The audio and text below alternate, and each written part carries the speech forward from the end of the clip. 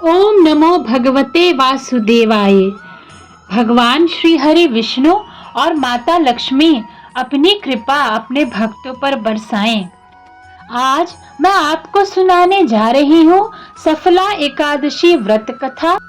सभी भक्तगण कथाओं को अंत तक बड़े ही प्रसन्नचित्त मन से अवश्य सुनिएगा।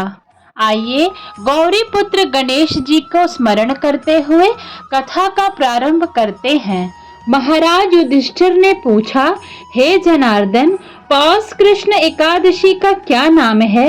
उस दिन कौन से देवता का पूजन किया जाता है और उसकी क्या विधि है? कृपया करके मुझे बतलाइए। भक्त वत्सल भगवान श्री कृष्ण कहने लगे कि धर्मराज, मैं तुम्हारे स्नेह के कारण तुमसे कहता हूँ कि एकादशी व्रत के अतिरिक्त मैं अधिक से अधिक दक्षिणा पाने वाले यज्ञ से भी प्रसन्न नहीं होता हूँ। अतः इसे अत्यंत भक्ति और श्रद्धा से युक्त होकर करें। हे राजन, द्वादशी युक्त पौष कृष्ण एकादशी का महात्म्य तुम एकाग्रचित होकर सुनो। इस एकादशी का नाम सफला एकादशी है। इस एकादशी के दिन देवता श्री नारायण हैं। विधि पूर्वक इस व्रत को करना चाहिए। जिस प्रकार नागों में शेषनाग, पक्षियों में गरुड़, सब ग्रहों में चंद्रमा, यज्ञों में अश्वमेध और देवताओं में भगवान विष्णु श्रेष्ठ हैं, उसी तरह सब व्रतों में एकादशी का व्रत श्रेष्ठ है। जो मनुष्य सदैव एकादशी का व्रत करते हैं वे मुझे परम प्रिय हैं। अब इस व्रत की विधि कहता हूँ। मेरी पूजा के लिए ऋतु के अनुकूल फल, नारियल, नींबू, नैवेद्य आदि 16 वस्तुओं का संग्रह करें। इस सामग्री से मेरी पूजा करने के बाद रात्रि जागरण करें। इस एकादशी के व्रत के समान यज्ञ, तीर्थ, दान, तप तथा और कोई दूसरा व्रत नहीं है। 5000 वर्ष तप करने से जो फल मिलता है उससे भी अधिक सफला एकादशी का व्रत करने से मिलता है। हे राजन, अब आप इस एकादशी की कथा सुनिए। चंपावती नगरी में एक महिषमान नाम का राजा राज्य करता था। उसके 4 पुत्र थे। उन सब में लुम्पक नाम वाला बड़ा राजपुत्र महापापी था। वह पापी सदा पर स्त्री और वैश्यागमन तथा दूसरे बुरे कामों में अपने पिता का धन नष्ट किया करता था। सदैव ही देवता, ब्राह्मण, वैष्णवों की निंदा किया करता था। जब राजा को अपने बड़े पुत्र के ऐसे कुकर्मों का पता चला तो उन्होंने उसे अपने राज्य से निकाल दिया। तब वह विचारने लगा कि कहाँ जाऊं, क्या करूं। अंत में उसने चोरी करने का निश्चय किया। दिन में वह वन में रहता और रात्रि को अपने पिता की नगरी में चोरी करता तथा प्रजा को तंग करने और उन्हें मारने का कुकर्म करता। कुछ समय पश्चात सारी नगरी भयभीत हो गई। वह वन में रहकर पशु आदि को मारकर खाने लगा। नागरिक और राज्य के कर्मचारी उसे पकड़ लेते किंतु राजा के भय से उसे छोड़ देते। वन के एक अति प्राचीन विशाल पीपल का वृक्ष था। लोग उसकी भगवान के समान पूजा करते थे। उसी वृक्ष के नीचे वह महापापी लुम्पक रहा करता था। इस वन को लोग देवताओं की क्रीड़ा स्थली मानते थे। कुछ समय पश्चात पौष कृष्ण पक्ष की दशमी के दिन वह वस्त्रहीन होने के कारण शीत के चलते सारी रात्रि सो नहीं सका। उसके हाथ पैर अकड़ गए। सूर्योदय होते होते वह मूर्छित हो गया। दूसरे दिन एकादशी को मध्याह्न के समय सूर्य की गर्मी पाकर उसकी मूर्छा दूर हो गई। गिरता पड़ता वह भोजन की तलाश में निकला। पशुओं को मारने में वह समर्थ नहीं था, अतः पेड़ों के नीचे गिरे हुए फल उठाकर वापस उसी पीपल वृक्ष के नीचे आ गया। उस समय तक भगवान सूर्य अस्त हो चुके थे। वृक्ष के नीचे फल रखकर कहने लगा, हे भगवान, अब आपके ही अर्पण है ये फल, आप ही तृप्त हो जाइए। उस रात्रि को दुख के कारण रात्रि को भी उसे नींद नहीं आई। उसके इस उपवास और जागरण से भगवान अत्यंत प्रसन्न हो गए और उसके सारे पाप नष्ट हो गए। दूसरे दिन प्रातः एक अति सुंदर घोड़ा अनेक सुंदर वस्तुओं से सजा हुआ उसके सामने आकर खड़ा हो गया। उसी समय आकाशवाणी हुई कि हे राजपुत्र, श्री नारायण की कृपा से तेरे पाप नष्ट हो गए हैं। अब तू अपने पिता के पास जाकर राज्य प्राप्त कर। ऐसी वाणी सुनकर वह अत्यंत प्रसन्न हुआ और दिव्य वस्त्र धारण करके भगवान आपकी जय हो कहकर अपने पिता के पास गया। उसके पिता ने प्रसन्न होकर समस्त राज्य का भार उसके कंधे पर सौंप दिया और वन का रास्ता लिया। अब लुम्पक शास्त्रानुसार राज्य करने लगा। उसके स्त्री पुत्र आदि सारा कुटुंब भगवान नारायण का परम भक्त हो गया। वृद्ध होने पर भी अपने पुत्र को राज्य का भार सौंपकर वन में तपस्या करने चला गया और अंत समय में वैकुंठ को प्राप्त हुआ। अतः जो मनुष्य इस परम पवित्र सफला एकादशी का व्रत करता है उसे अंत में मुक्ति मिलती है। जो नहीं करते वो पूंछ और सींगों से रहित पशुओं के समान हैं। इस सफला एकादशी के महात्म्य को पढ़ने से अथवा श्रवण करने से मनुष्य को अश्वमेघ यज्ञ के फल मिलता है। ओम नमो नारायणाय। अब मैं जो आपको कथा सुनाने जा रही हूँ वह कथा आप किसी भी एकादशी के दिन सुन सकते हैं। एक बार एक राज्य में एक राजा राज्य करता था। राजा बहुत ही बुद्धिमान और बलशाली था। राजा सदैव अपनी प्रजा का बहुत अच्छे से ध्यान रखता था। प्रजा भी अपने राजा को बहुत पसंद करती थी। राजा की 2 बेटियां थी। राजा अपनी दोनों बेटियों से बहुत प्रेम करता था। राजा की छोटी बेटी देखने में बहुत सुंदर और आकर्षण वाली थी और राजा की बड़ी बेटी छोटी बेटी के मुकाबले थोड़ा कम सुंदर थी। राजा की छोटी बेटी ग्यारस माता की पूजा किया करती थी और सभी लोग राजा की छोटी बेटी से बहुत प्रेम करते थे और बहुत प्रशंसा किया करते थे। राजा भी अपनी छोटी बेटी को बड़ी बेटी से अधिक प्रेम करता था, जिस कारण बड़ी बेटी को अपनी छोटी बहन से बहुत नफरत होने लगी। राजा की दोनों बेटियां जब बड़ी हो गई तब एक पड़ोस राज्य में रहने वाला राजकुमार राजा की बड़ी बेटी के लिए रिश्ता लेकर आया।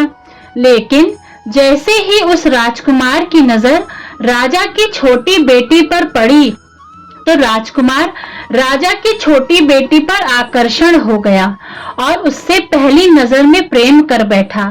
उस राजकुमार ने राजा की बड़ी बेटी के साथ विवाह करने से मना कर दिया और उसने राजा से कहा कि मैं आपकी छोटी बेटी से ही विवाह करना चाहता हूँ।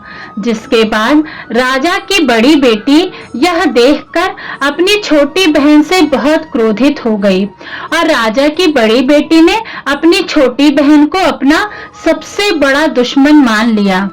राजा की बड़ी बेटी ने अपनी छोटी बहन से बदला लेने का निर्णय किया, जिसके लिए उसने अपनी छोटी बहन को जान से मारने की योजना बनाई। राजा की बड़ी बेटी ने अपनी छोटी बहन को मारने के लिए सबसे पहले एक लड्डू में जहर मिलाकर अपनी छोटी बहन को दे दिया और उसको लड्डू खाने के लिए कहा। लेकिन लड्डू खाने के बाद भी छोटी बहन को कुछ नहीं हुआ। बड़ी बहन यह देखकर बहुत आश्चर्यचकित हो गई, लेकिन बड़ी बहन ने हार नहीं मानी और उसने उस रात में छोटी बहन के कमरे में जहां सो रही थी, एक मटके में सांप रखकर उसे कमरे में छोड़ दिया। लेकिन सांप भी छोटी बहन का कुछ नहीं कर पाया। जिसके बाद बड़ी बहन ने अपनी छोटी बहन से कहा कि चलो हम लोग कुएं में से पानी भरकर लाते हैं। जिसके लिए अपनी छोटी बहन को पानी भरने के बहाने कुएं के पास ले गई और उसने अपनी छोटी बहन को कुएं में धक्का दे दिया।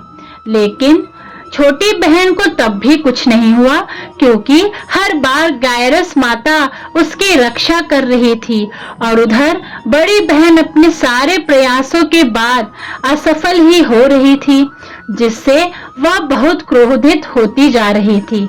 फिर उसने अपनी छोटी बहन के पास जाकर उससे खुद ही पूछा कि मेरी छोटी बहन, तुमको पता है भगवान ने सबकी मृत्यु एक निश्चित समय पर लिखी हुई है और कैसे तुम्हारी मृत्यु होगी, क्या यह तुम जानती हो? तब छोटी बहन ने अपनी बड़ी बहन को बताया कि हाँ, मैं तो जानती हूँ मेरी मृत्यु कैसे होगी। छोटी बहन ने यह सुनकर बड़ी बहन मन ही मन बहुत प्रसन्न होने लगी और उसने अपनी छोटी बहन से कहा कि तो मुझे अपनी मृत्यु का राज बताओ। छोटी बहन ने अपनी बड़ी बहन से कहा कि मेरी मृत्यु तो एक तोते में है, जो तोते के गले में एक हार है, उससे मेरी मृत्यु होगी। जब तक कोई भी व्यक्ति तोते को मारकर वह हार अपने गले में पहनेगा तो मैं मूर्छित हो जाऊंगी और जैसे ही उस हार को अपने गले से उतारेगा तो मैं वापस से जीवित हो जाऊंगी। अपनी छोटी बहन की मृत्यु का राज जानकर बड़ी बहन बहुत खुश हो गई और उसने अपनी छोटी बहन के मां को मारने के लिए उसके पालतू तोते को ढूंढना शुरू कर दिया।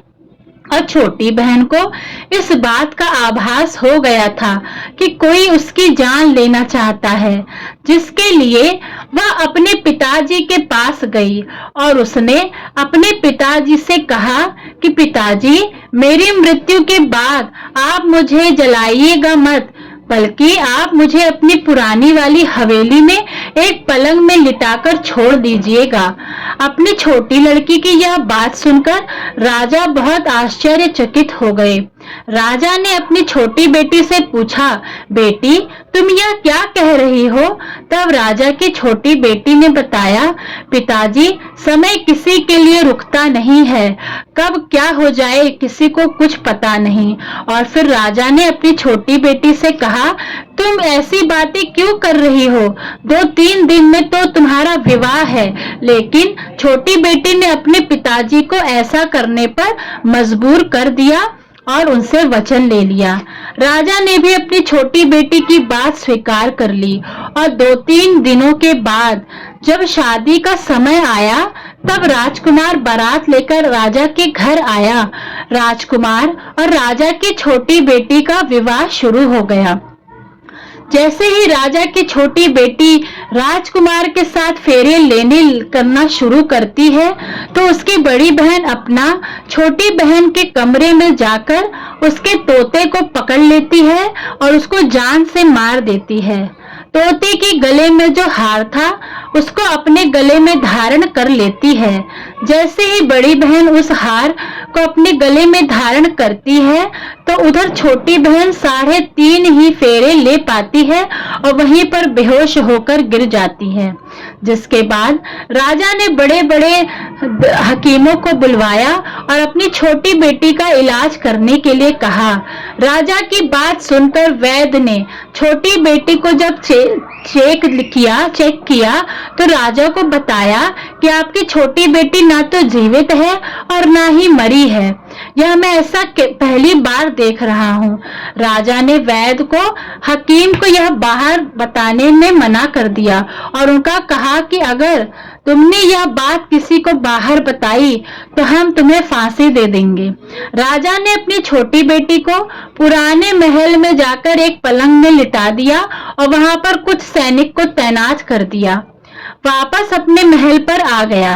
राजा की बड़ी बेटी अपने पिताजी के पास आई और कहने लगी कि पिताजी, अगर यह शादी संपन्न नहीं हुई तो आपकी इज्जत का क्या होगा? आप कहें तो मैं आपकी इज्जत बचाने के लिए राजकुमार से शादी करने के लिए तैयार हूँ। जिसके बाद राजा ने अपनी बड़ी बेटी की बात मान ली और राजा ने बड़ी बेटी को छोटी बेटी के कपड़े पहनाकर मंडप पर भेज दिया। लेकिन राजकुमार यह जान गया कि यह राजा की छोटी बेटी नहीं है, बल्कि यह राजा की बड़ी बेटी है। लेकिन जब राजकुमार ने शादी करने से मना किया तो सभी लोगों ने राजकुमार को विवश करके राजा की बड़ी बेटी से बचे हुए फेरे को संपन्न करा दिया और विवाह करा दिया। जिसके बाद राजकुमार राजा की बेटी को अपने महल में ले गया। राजकुमार राजा की बड़ी बेटी से ना तो बात करता था, ना ही उसको पसंद करता था और ना ही उसके आसपास भटकता था। राजकुमार ने यह फैसला लिया था कि वह अपनी प्रेमिका को ढूंढकर ही रहेगा और यह जानकर ही रहेगा कि उसका साथ ऐसा किसने किया है। एक दिन राजकुमार अपने घोड़े पर सवार होकर राजा के पुराने महल के पास पहुंच गया, जहां पर उसने कुछ सैनिकों को देखा। महल के पास पहुंचकर राजकुमार ने जब महल को ध्यान से देखा तो वह समझ गया कि यह तो हमारे ससुर जी का महल है। तब राजकुमार ने सैनिकों से पूछा, तुम लोग यहाँ क्या कर रहे हो और इस महल के अंदर उस पलंग पर कौन लेटा है? जिसके बाद सैनिकों ने बताया कि यहाँ पर राजा की छोटी बेटी लेटी है। यह सुनकर राजकुमार बहुत प्रसन्न हो गया और तुरंत अपनी प्रेमिका के पास पहुंच गया और उसकी सेवा करने लगा। जैसे ही रात हुई तो राजा की छोटी बेटी उठकर खड़ी हो गई। राजकुमार यह देखकर बहुत खुश हो गया और उसने अपनी प्रेमिका से पूछा कि तुम यहाँ क्या कर रही हो? तुम मेरे साथ मेरे घर चलो। राजा की छोटी बेटी ने राजकुमार को सारी बातें बता दी कि मेरी जान एक तोते में बसी थी और मैंने यह सब बात सिर्फ अपनी बड़ी बहन को बताया था और मुझे पता है कि उसने ही मुझे मारने का प्रयास किया है। उसके पास एक हार है जिसको वह सुबह पहन लेती है और रात को उतार देती है। जब तक वह हार को पहने रहती है तब तक मैं मूर्छित रहती हूँ और जैसे ही वह हार को उतार देती है मैं जीवित हो जाती हूँ और जब तक मेरी बड़ी बहन के पास वह हार है तब तक मैं ऐसे ही जीवित और मूर्छित होती रहूंगी। अगर मेरी बड़ी बहन के पास जो हार है वह मेरे हाथ में लग जाए तो मैं हमेशा के लिए जीवित हो जाऊंगी। राजकुमार यह बात सुनकर राजा की छोटी बेटी के पास रहने का निर्णय ले लिया और उसने अपने बचे हुए सारे फेरे उस पलंग में लेटी राजकुमार की छोटी बेटी के साथ ले लिए और अपना विवाह पूर्ण किया, वहीं पर रहने लगा। देखते ही देखते कुछ समय में राजा की छोटी बेटी और राजकुमार की पत्नी पेट से हो गई। एक दिन राजकुमार को किसी काम से बाहर जाना पड़ा। तब छोटी बहन के पेट में बहुत तेज दर्द होने लगा, जिसके बाद उसने ग्यारस माता का आह्वान किया। जिसके बाद वहां पर ग्यारस माता प्रकट हुई और उन्होंने अपनी भक्ति के दर्द को दूर कर दिया और एक पुत्र की प्राप्ति करवाई। वहीं पर अचानक राजकुमार भी आ गया। राजकुमार ने ग्यारस माता को देखा तो वह आश्चर्यचकित हो गया। उसने तुरंत माता को प्रणाम किया। ग्यारस माता ने राजकुमार से कहा कि जब तुम्हारा 5 वर्ष का हो जाए तो तुम अपनी पत्नी का हार आकर उसके गले में डाल देना।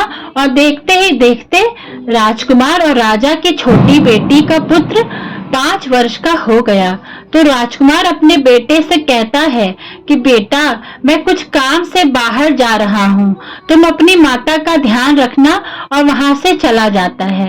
राजा को बाहर निकलता देख बड़ी बहन के सैनिक देख लेते हैं और बड़ी बहन को जाकर सारी बात बता देते हैं। जिसके बाद बड़ी बहन अपनी छोटी बहन के पुत्र को वहां से उठवा लेती है और उसको मरवा देती है। छोटी बेटी के पुत्र के 2 टुकड़े करवा देती है। पहला टुकड़ा चक्की के पास छुपा देती है और दूसरा टुकड़ा अपनी पलंग के नीचे रख लेती है। अब ग्यारस माता भिखारी का रूप लेकर आती हैं। एक भिखारी का रूप रखकर बड़ी बहन के पास चली जाती हैं, जिसके बाद वहां पर भिक्षा मांगने लगती हैं। बड़ी बहन अपने नौकरों से कहती है, जाकर भिक्षा दे दो, लेकिन जैसे ही नौकर ग्यारस माता को भिक्षा देने के लिए आते हैं, माता उन्हें मना कर देती है और कहती है कि मैं तुम्हारी महारानी से ही भिक्षा लूंगी।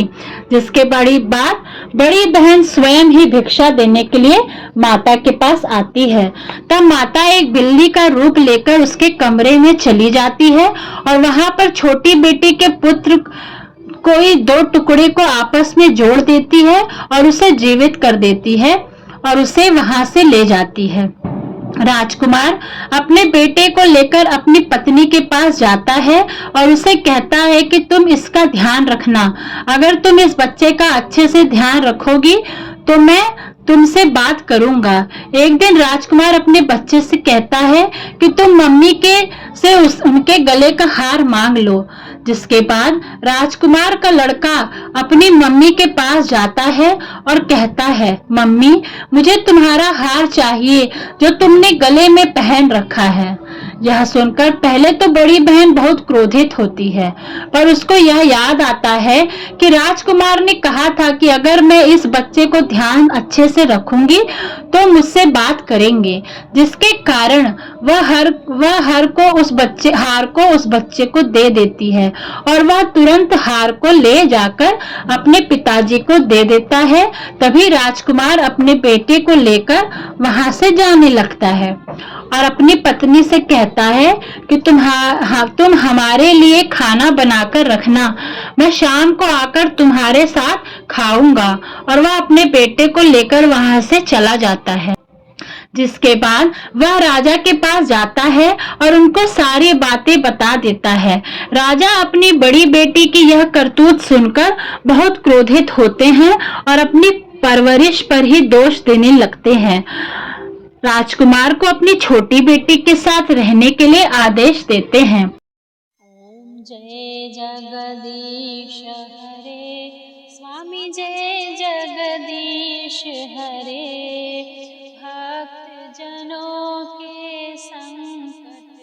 भक्त जनों के संकट क्षण में दूर करे। ओम जय जगदीश हरे।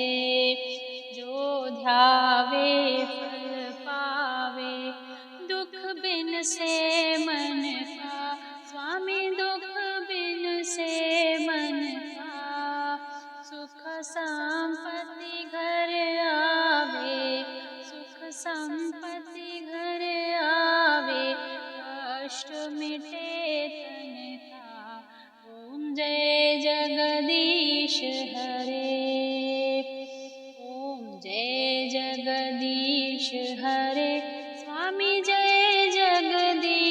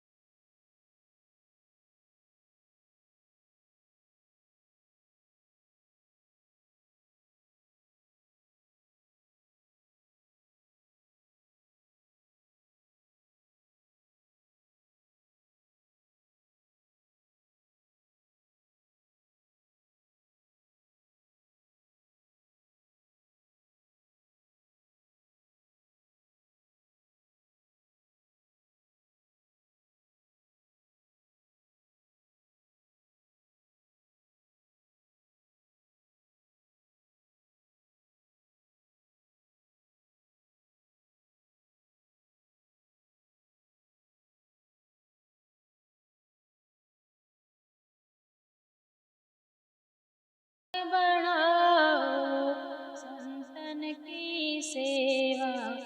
ओम जय जगदीश हरे, ओम जय जगदीश हरे।